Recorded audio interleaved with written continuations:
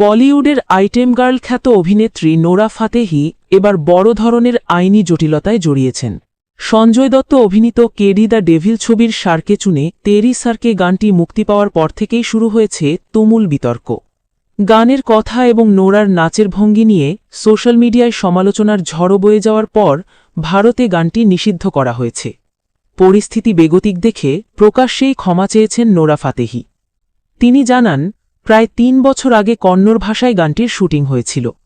সে সময় এর বিষয়বস্তু নিয়ে আপত্তির কোনো কারণ তিনি খুঁজে পাননি। তবে হিন্দি সংস্করণ সামনে আসার পর গানের কিছু অংশ নোরার কাছেও অস্বস্তিকর মনে হয়েছে বলে তিনি দাবি করেন। অভিনেত্রীর দাবি, গানের বিষয়ে তিনি আপত্তি জানালেও নির্মাতারা সেটিকে গুরুত্ব দেননি।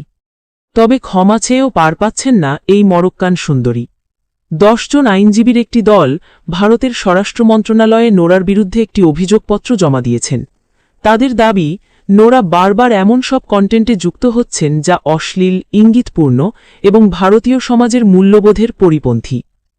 অভিযোগপত্রে আরও উল্লেখ করা হয়েছে, এই ধরনের উপস্থাপনা নারীর মর্যাদার জন্য অসম্মানজনক এবং তরুণ প্রজন্মের ওপর নেতিবাচক প্রভাব ফেলছে।